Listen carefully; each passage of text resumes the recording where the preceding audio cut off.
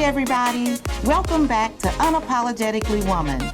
This year we're celebrating phenomenal women all across Kentucky who make no apologies for their perspectives or the impact that they're making in the community.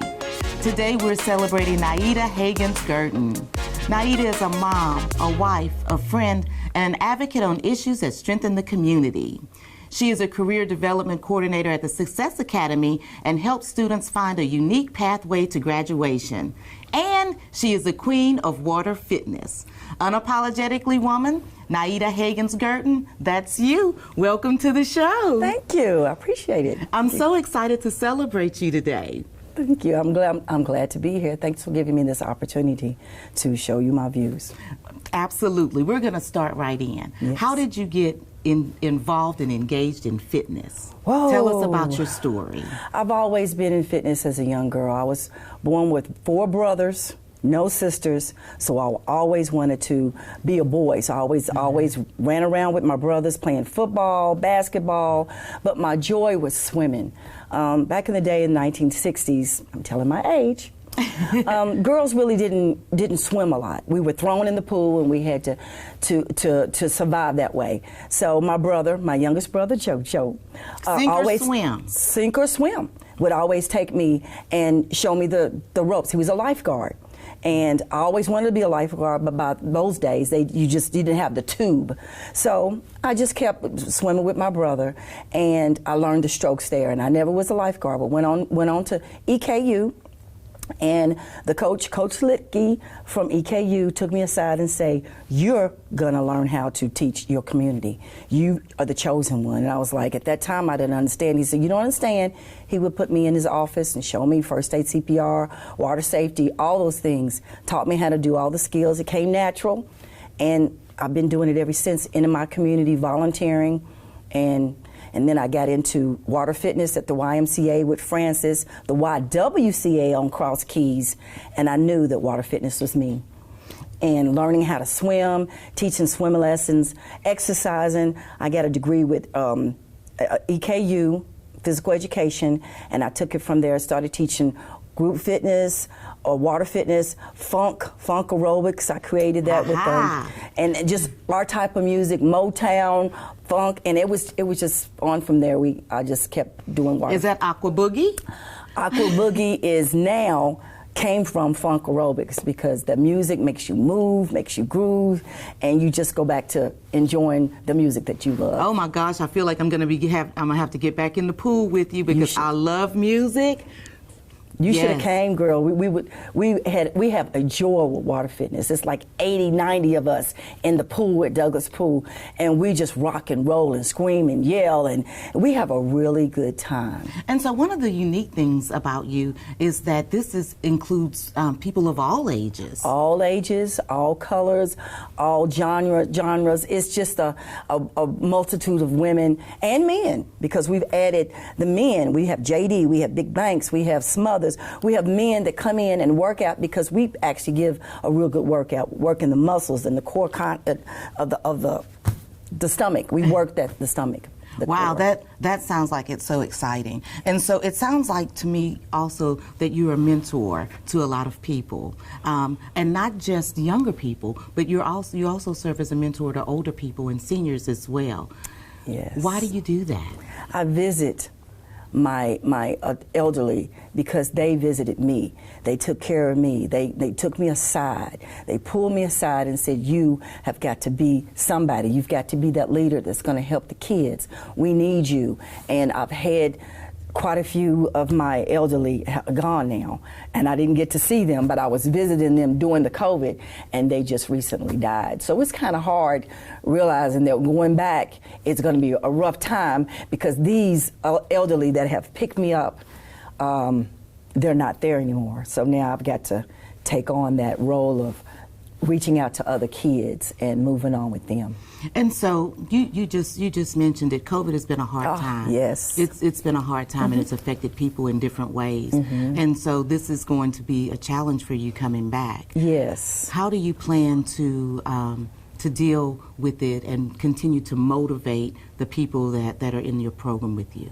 Well, the people in my program with me, I'm going to just make sure that I reach out to them and try to find the the younger people, that the 30 and 40-year-olds that maybe want to do what I'm doing. I'm going to be training a few of the younger people so that as life goes on, the transition will be smooth for them, as like it was for me.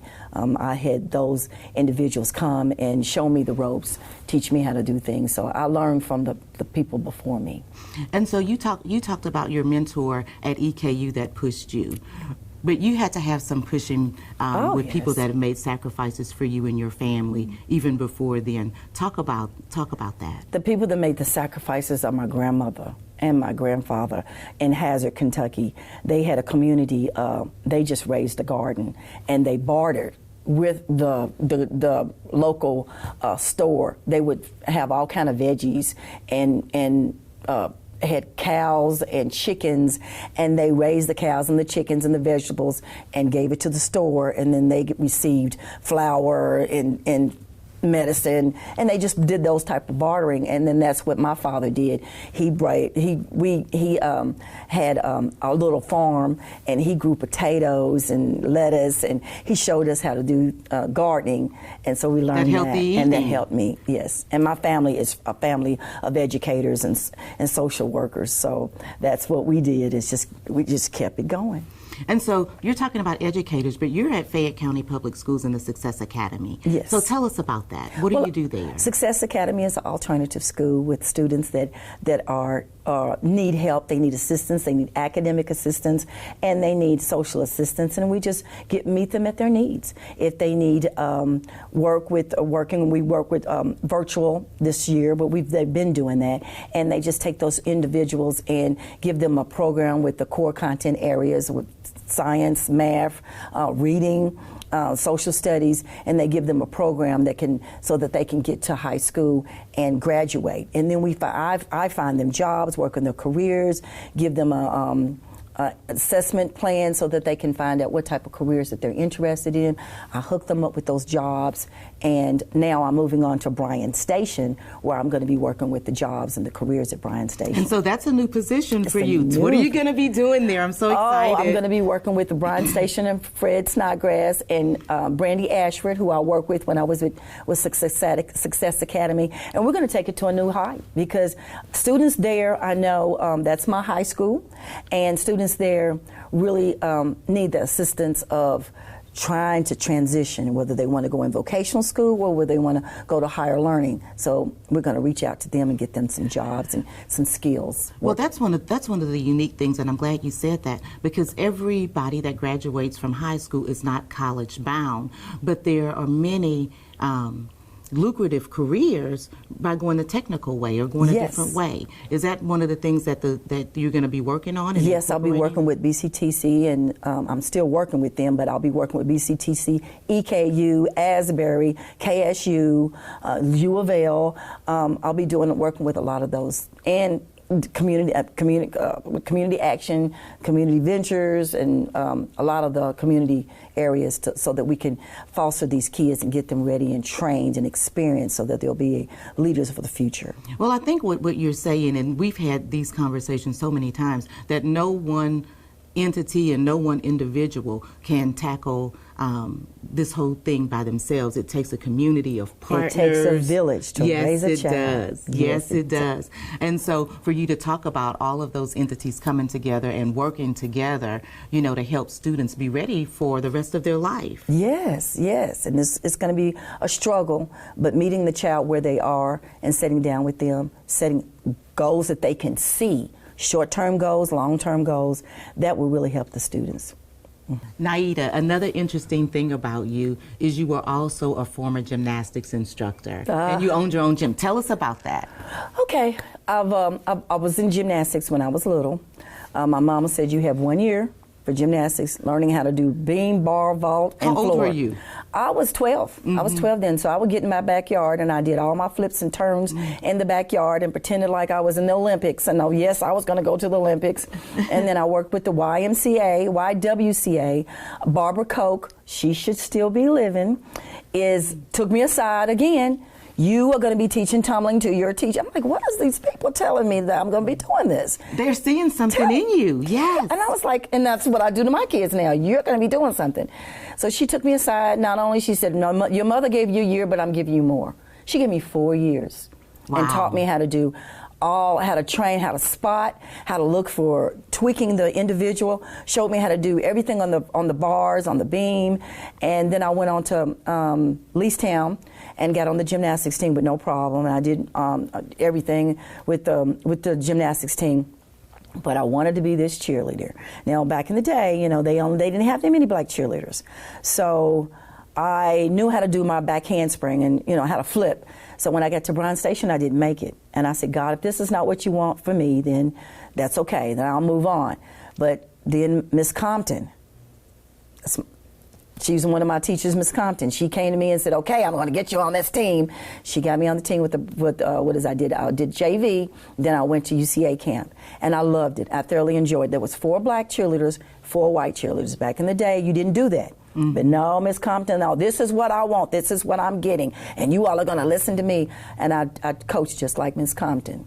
So I started cheering with Miss Compton. We went to cheerleading camp. And when you go to cheerleading camp, you get to go on the college university. Well, that opened up a whole lot. Oh, I'm going to college now because we could walk. We ate in the cafeteria. Because you could see it. You could see it. So that's what got me started. And then when I realized after I made that adjustment, I said, this is what I'm going to do. I'm going to take me some girls to college. I'm going to put them on the college campuses so they get to see what I see. Because most of the time when I did gymnastics and cheerleading, I was the only black. Me and Don Walters were the only black. So I wanted to show the black girls that it's not only about cheerleading, it's about your views and getting out in the world. You could see yourself when you're on the college campuses. Wow, I think that's so inspirational. And we're talking about all of these athletics, right, in the height of the Olympics going on. Yes. And with Simone Biles and the stress of that. What are your thoughts surrounding, you know, the support that she's getting and some of the negative things that are being said about her from not being able to follow through with going with what she feels is right for her? I like the fact that Simone Biles made sure that she took care of herself, because she knows in the future she's going to have to deal with herself. She's carried the weight of the world all this time, and she did the right thing about stepping out and making sure her teammates supported her. I am thoroughly behind her. I know how tough it is. She had some mental blocks, and that's natural, that's normal, and this is going to show the world that, you know, yes, you can be the best, but you are also human. You are also human. And the one thing about those mental blocks is you don't ever know when they're going to hit you. You never know, and you never know what she's battling with. And the fact that she's far away from home, she can't get and talk to her parents. She did the right thing. She's still going to be the GOAT. She's still going to be on top. They can never take that away from her. She is the greatest of all time. Exactly. Now, I'm going to say that. She is the great. When I see that little bitty thing, and I see her moving around and creating her own world, they can't take that away from her. Just like Serena, they can't take that away from her either. Mm-hmm. They're phenomenal women. Phenomenal women. That's them. Yes, it is. Yes, it is. And so when you think about all of the sacrifices and the trials and tribulations that go along with being successful, even along your own path. Yes. How many times have you failed? Because people will look at you and think that you just arrived. And not understand the journey. It's a struggle. You have to talk to yourself, because a lot of times people don't see that the doors that are closed, but every time a door closes, I know that another door is opening, and I know that there's a stronger power that's stronger than anyone. People, they may shut the door on you, but you have to look and realize there's another door better for me. There's something that's open for me that I know that's going to be there on the other side. I just got to get to it. And going within myself and knowing that He's making you go through this path for a reason. Everything happens for a reason, because a lot of times people don't realize when you think you lost, you really won. You really won. Yes. You really won. Yes. And it surprises people, because they see you and like, what? How did you get that position? And I'm like, it was given to me. I was supposed to have this position. And so a part of this whole Unapologetically Woman is not just about celebrating women and the phenomenal things that we do every single day, but it's about encouraging other women who might be looking at you. Yes.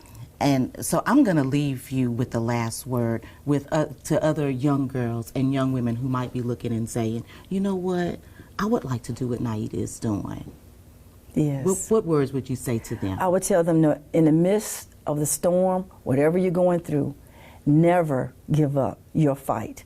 Your fight may be up, your fight may be down, and you make sure you pull another person up and take them up with you as soon as you can, because believe me, another person's coming right behind them. Thank you so much for being with us today. I've thoroughly enjoyed learning more about you. Thank you. Congratulations. Thank you. And make sure you come to Aqua Boogie next year. I absolutely, I think I will. Yes. I'm ready to boogie in the water, I can tell you that. Yes. You guys, you heard it right here from Nietta. Once you get there, make sure that you reach back and take someone else with you. Continue to join us as we celebrate other phenomenal women just like Nietta that are making major moves and impacts in the communities. I'll see you next time.